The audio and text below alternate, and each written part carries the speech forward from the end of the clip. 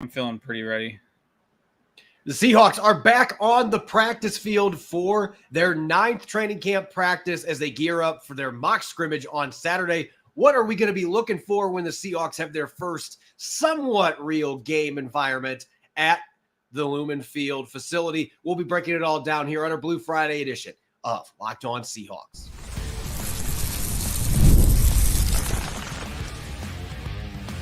You are Locked On Seahawks, your daily Seattle Seahawks podcast, part of the Locked On Podcast Network, your team every day.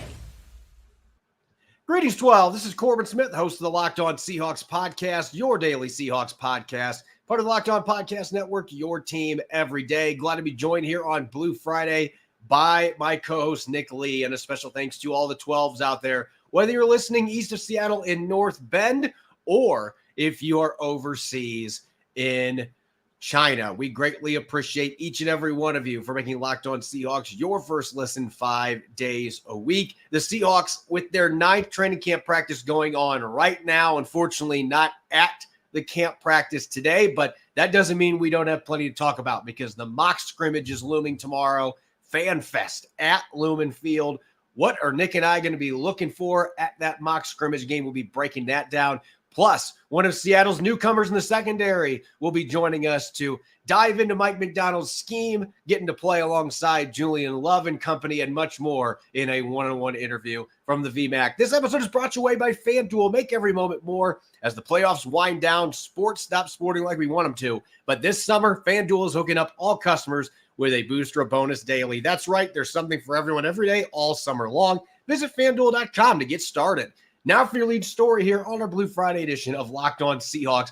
Life comes at you fast when it comes to injury updates, at least most of the time in the NFL, although I'm sure a lot of Seahawk fans would have said yesterday that it felt like an eternity waiting to see what the case was with Geno Smith, with Mike Macdonald not giving specifics, only saying that he was going to have imaging done. Wednesday, we were told by a Seahawks spokesperson that it was hip knee related, but Macdonald did not expand on that in his press conference yesterday. So that lack of specificness really put a lot of Seahawk fans on edge. But there's good news for all the 12s out there. You can breathe a sigh of relief with an update coming from ESPN's Adam Schefter today, and we were able to confirm this with the team before the show today.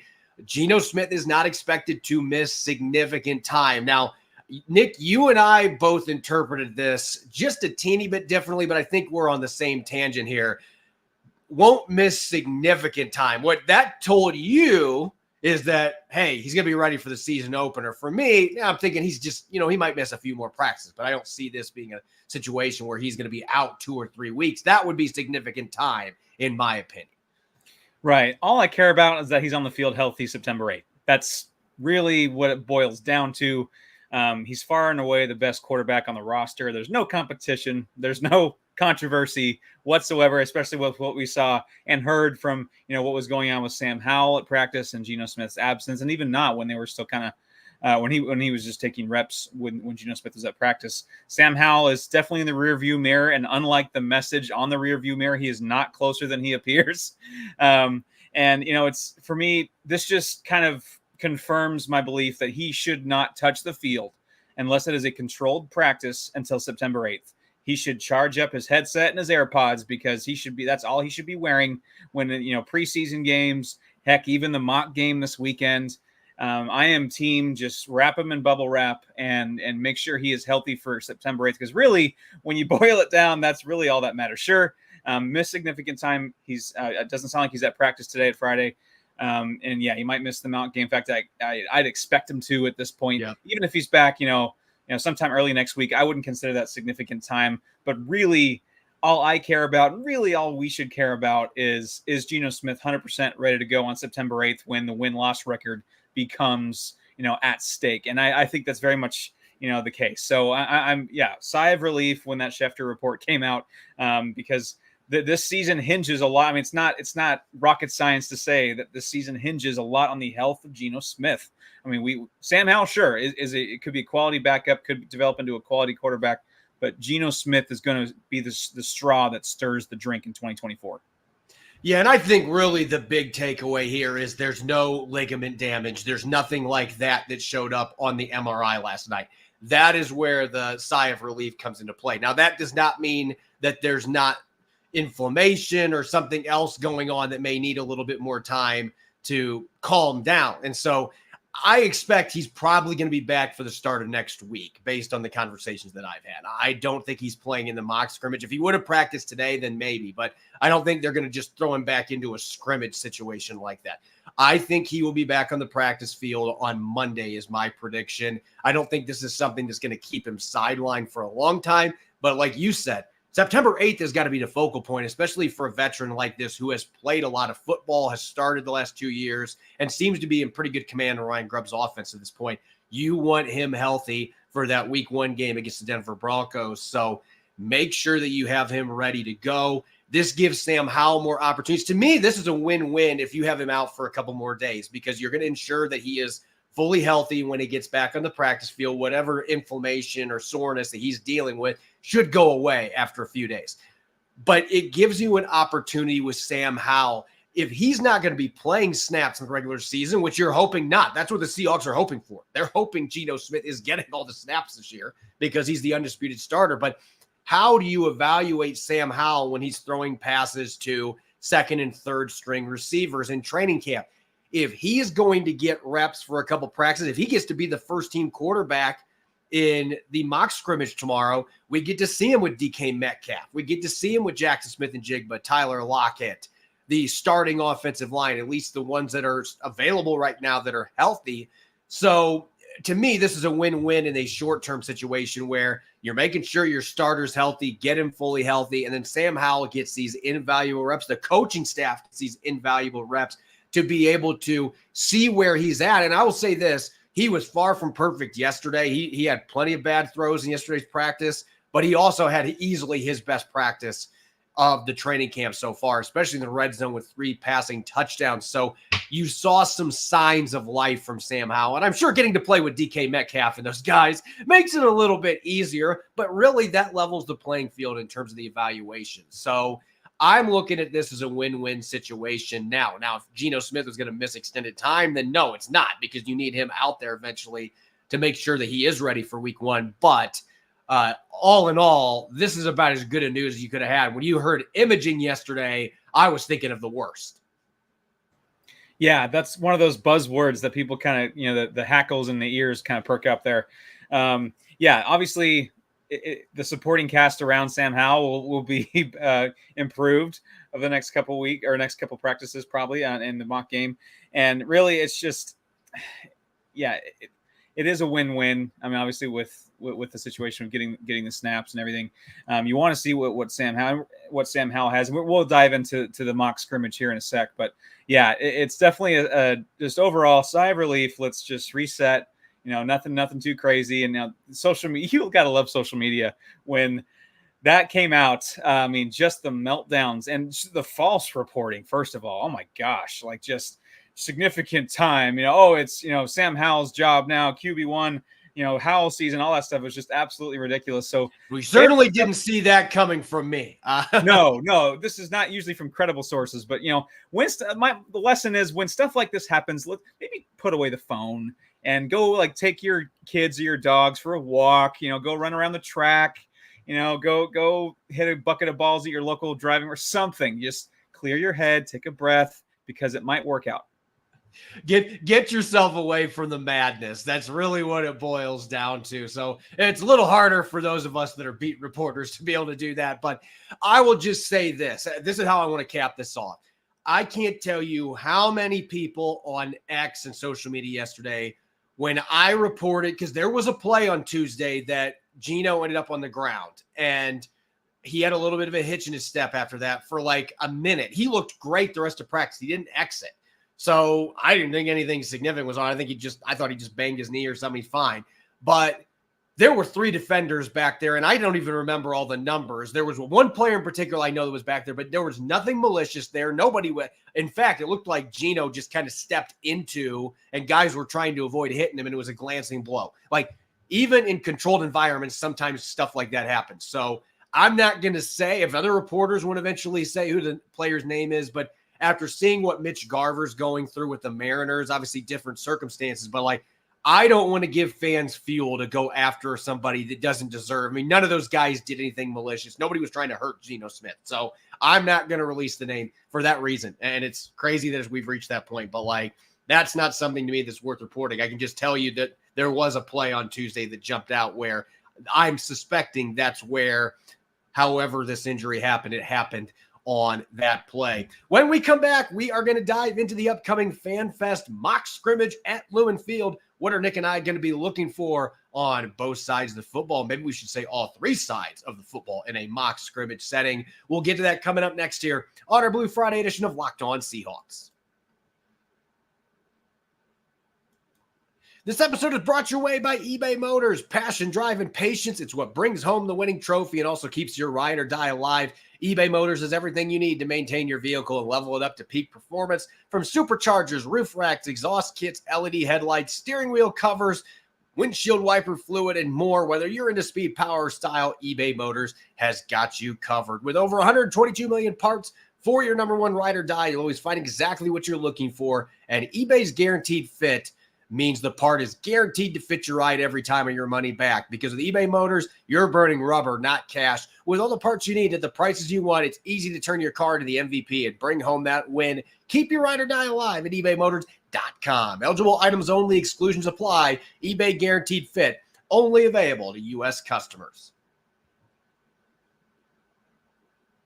Welcome back to the Locked On Seahawks podcast, Blue Friday edition. I'm your host, Corbin Smith. Glad to be joined on today's show by my co-host, Nick Lee, and a special thanks to all the 12s who are listening in. And thank you, as always, for making Locked On Seahawks your first listen 5 days a week. We greatly appreciate it. The Seahawks will take that next step towards actual game action on Saturday with their annual mock game at Lumen Field. The Fan Fest, as they're calling it this year. A select number of fans getting to see the team at the stadium, and Mike Macdonald sure seemed fired up about it yesterday. And the mock game is certainly an important step, Nick, because we're going to get to see, it's still going to be very controlled. They're not going to be getting guys to the ground, but you're going to see some thumping. You're going to see some thudding, wrapping guys up. This is the closest that anybody has seen to real football since the season ended in Arizona last January.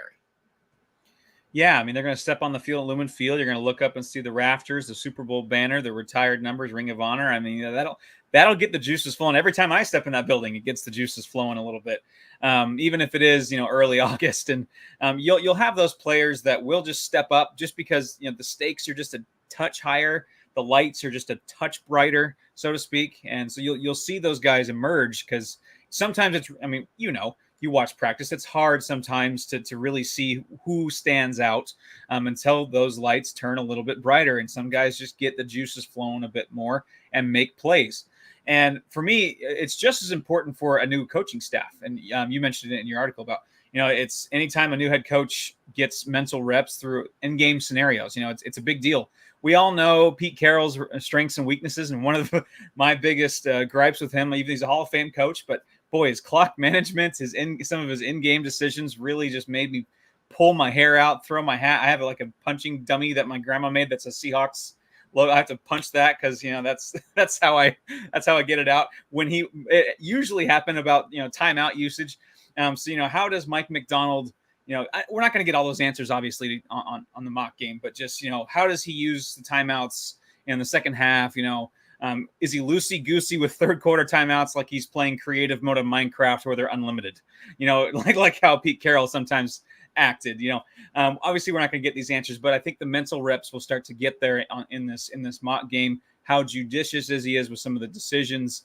How quickly do play calls come in, offense and defense? You don't want delay games or being not lined up correctly and stuff like that. You can kind of work through a bit more simulated. Guys are going to be using headsets and things like that. So yeah, it is a mock game. So, I mean, I think it's just as important for the coaching staff, especially this being a new in the NFL, very inexperienced coaching staff as much as it is for the players.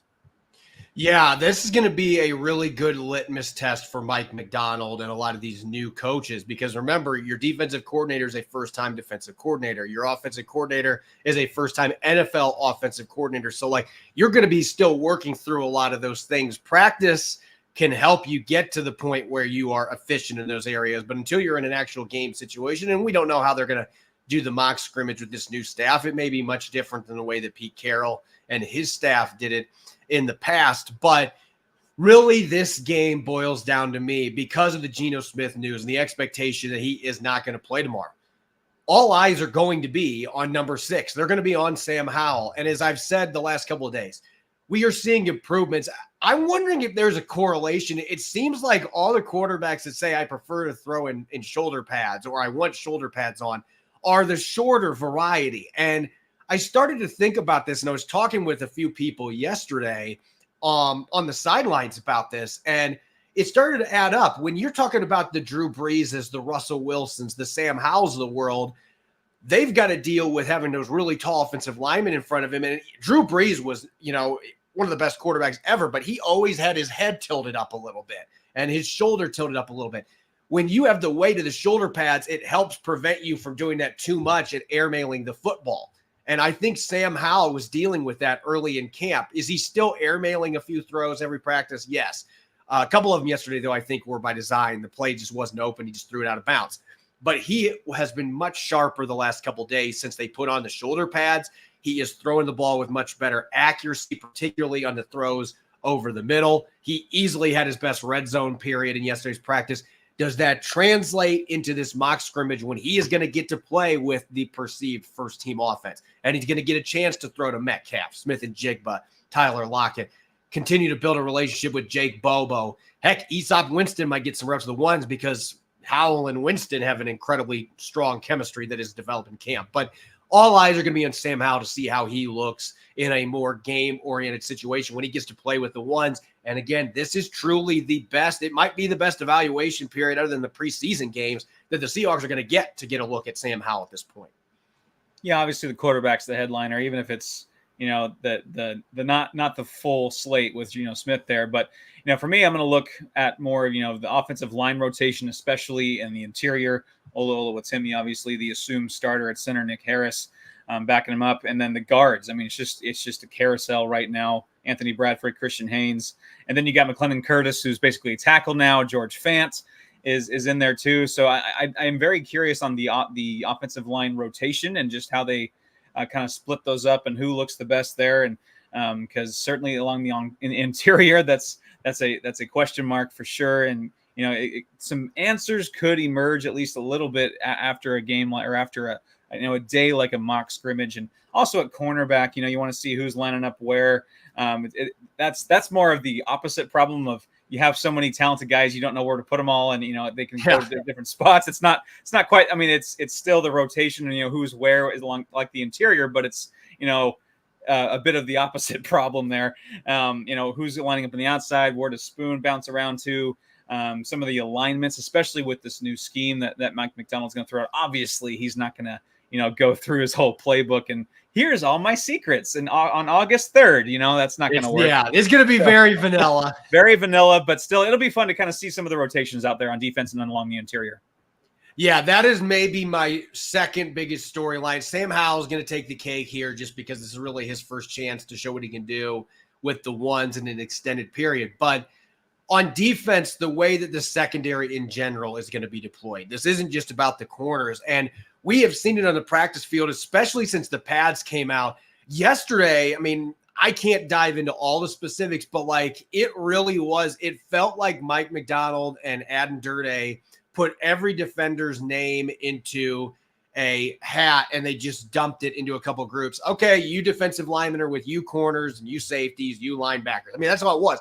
They were mixing and matching, and in particular in the secondary, Artie Burns this week has had a couple practices where he's gotten a lot of reps as the slot with Devin Witherspoon and Reek Woolen on the outside. Trey Brown has gotten a lot of reps still on the outside with Woolen, and then when they move Witherspoon inside. DJ James had a pick yesterday. Is the rookie going to start playing into the equation here? Mike Jackson's a little banged up. I don't know what his status is going to be for the mock game. If he is available, though, I mean, Mike Jackson is a guy with 21 starts the last 2 years. So you've got those moving pieces, and then you've got the 3 and 4 safety looks. I will say 4 because there have been a few times we've seen Kobe Bryant and K'Von Wallace out there with Julian Love and Rayshon Jenkins. So Seattle's just doing all kinds of stuff in terms of just experimenting. And that's really what it boils down to right now. They have no idea what is going to be their go-to personnel grouping. I think that's going to change by week with game planning too. In August, you're not going to have answers with that. But I really want to see how Seattle is going to mix and match players like Artie Burns, who seems to be on the ascent and the coaching staff seems to trust. And then at the safety position, somebody like a K'Von Wallace, who the coaching staff seems to have a lot of trust in. And he's getting a lot of reps out there in 3 safety looks as well. I want to see what all those moving parts really are starting to look like in more of a game-like situation. Yeah, and it'll be fun for the fans out there. Obviously, they're fan fest, and it's definitely the closest we've had to football in Seattle in 8-something months or so, or 7 months. So really, this is kind of this, and then we had the Hall of Fame game yesterday. So just in general, this, you can feel it. Hard Knocks comes out next week. Big Hard Knocks guy, so you can feel the steam engine start to get rolling. This is football season. It's August. The pads are going to start thumping a bit more. We're going to have those combined practices later on. So this is really the start. This today to this weekend, heading on. We're full steam ahead after that. Yeah, it should be a lot of fun to watch. And I also want to add, we should see some kick returns, the new kick returns. And I don't know how much the Seahawks are going to show with that in a mock scrimmage. It's a lot like the vanilla defenses. I expect you're going to see vanilla kick returns where it's mostly, hey, let's figure out if we can figure out who's going to be good in the blocking with this new setup, with it not being that running start anymore. Are you going to have guys like Miles Adams? I think Miles Adams should be on that front wall, personally. 295, 300-pound guy that can move.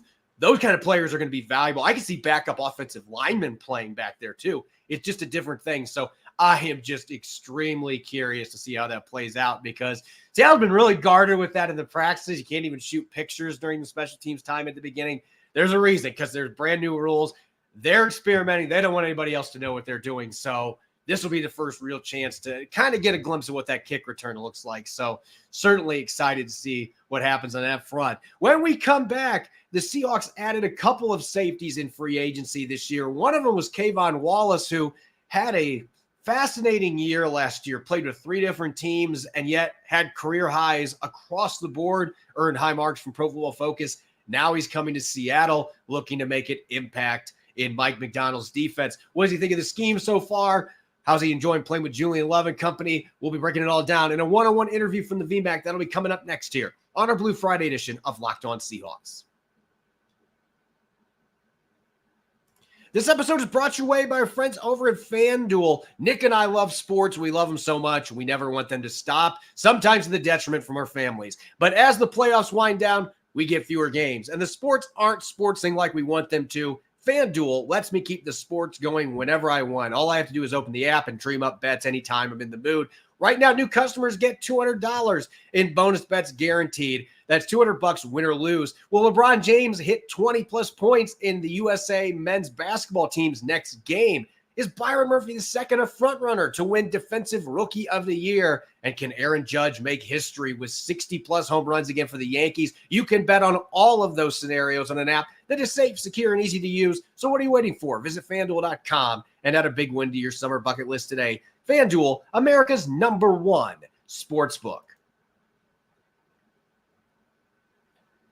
Welcome back to the Blue Friday edition of Locked On Seahawks. This is your host, Corbin Smith. Glad to be joined, as always, by my co-host, Nick Lee. And a special thanks to each and every one of the 12s listening in. Thank you, as always, for making Locked On Seahawks your first listen 5 days a week. We greatly appreciate it. If you're tired of all the screaming on ESPN and Fox Sports, you need to give Locked On Sports Today a chance. All the breaking news, team insight for out the screaming. Locked On Sports Today. It's available on YouTube and wherever you listen to your podcast. So give it a shot. Part of the Locked On Podcast Network, your team every day. The Seahawks made a number of moves, shifting things on defense personnel-wise. They've got some new pieces on the defensive line, a totally different linebacker group.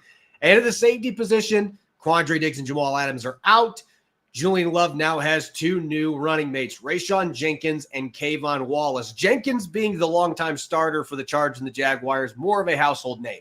But K'Von Wallace might be one of the wild cards to watch for this year's Seahawks defense, because if you want to talk about versatility, the guy played at least 115 snaps in the slot and at both safety positions last year with 2 different teams. He was actually with 3. Philadelphia cut him at the end of training camp. He was with the Cardinals for 7 games, started 5, then he was cut, and then he was with the Titans, 10 games. He started 7 of those.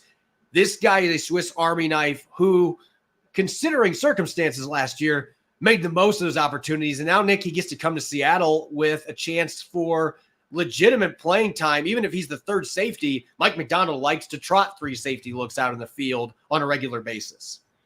Yeah, I mean, he's come a long way since he was at the receiving end of Trent Williams' wrath in that NFC Championship game in the 2022 season. And he put himself in a really good spot last year. Like I said, like you said, 70.7 coverage grade per Pro Football Focus. I know you're more of the advanced metrics, which also favor that he was a really good coverage safety. So you're talking about a guy who can cover the pass from pretty much 3-4 different slots, different places around the defense. I mean, that could only help his case to not just make the team, of course, but just play significant snaps on this defense.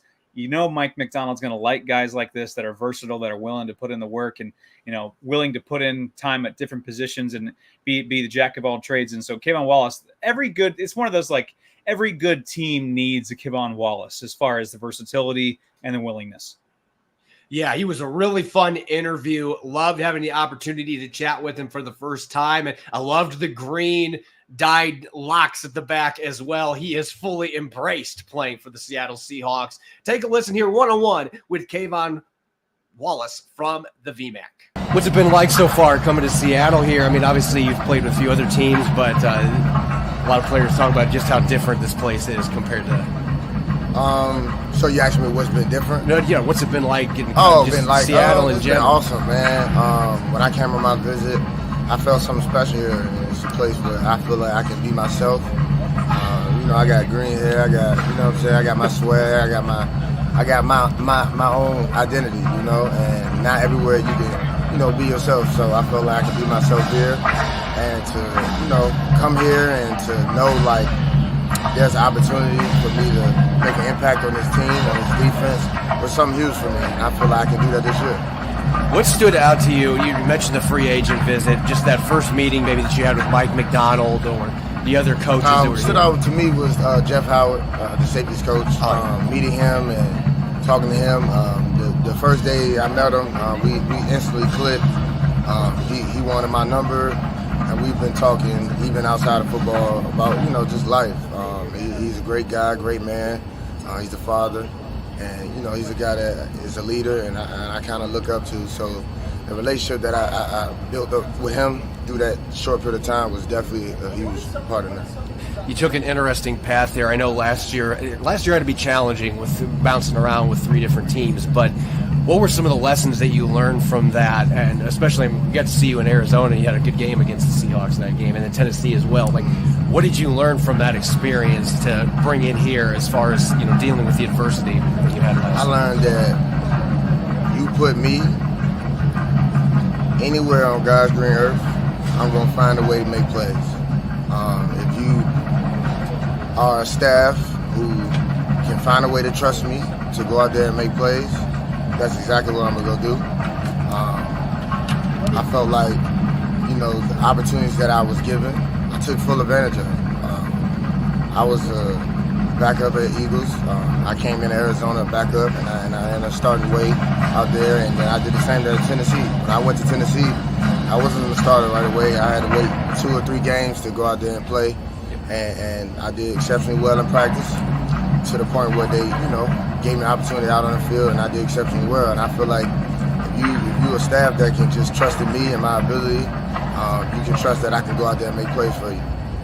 When you look at this scheme, there's always so much talk about Mike Macdonald's defense, but from a safety standpoint, from somebody that has played both safety spots, played nickel corner extensively like you did last year, how would you describe this defense in terms of the way that it fits with what you do?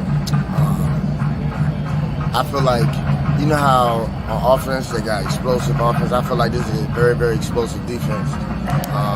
Very, very explosive in a way that a lot of offense is not going to know who's who.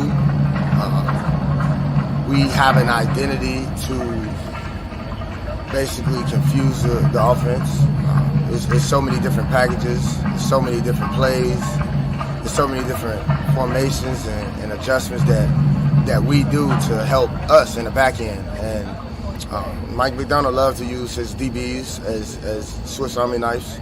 Go out there and blitz, go out there and cover, go out there and be in the zone, go play high, play low, play on the line, whatever it is, man. He mix it up, and it's very, very fun to have a coach that expose your versatility. I feel like I'm a versatile guy, like you just said. I can play inside, outside, nickel, safety, whatever, man. Wherever the ball is, I feel like I can go do. And Mike Macdonald definitely helps with that explosiveness that I have that I can bring to the defense. You mentioned all those different formations, all those different looks, moving guys around. Do you feel like in this particular scheme that there's even more of an emphasis on I've got to know what everybody else's role around me is, because you could end up playing in one of those spots any given It's a high emphasis on knowing your job, numero uno, and to know the defense. We're professionals. If you out here, not knowing the defense and not knowing certain spots, how do you know, the weaknesses, and how do you know, your strong suits and what to look for and what not to look for, key points. Everything is a tell. Offenses have a tell. Whether a guy's leaned a certain way, whether he's on the ball or off the ball, whether there's a certain player in that a certain player is out of. They got run tails, they got pass tails.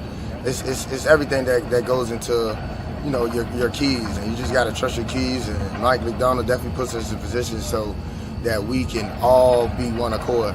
12 is one, and everybody knows what to do. We got corners that go out there and play safety. Like Spoon, he can go out there and play safety because he knows the playbook so well based off of how Macdonald is constricting it to us.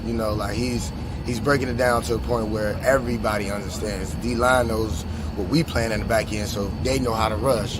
Just there's certain spots and certain things that, Mike Macdonald set us up for us to go out there and succeed. You mentioned all the different guys that can play different positions, Witherspoon playing safety, some of the other corners. I asked Mike Macdonald the other day about 7 to 8 defensive back stats, and he said that several of you guys have been kind of pleading with him, let's see if we can get this. We all been doing very, very well in the back end, man. Kobe, Ty, me, Jink, Love. We got Blair that just came here. He's doing well.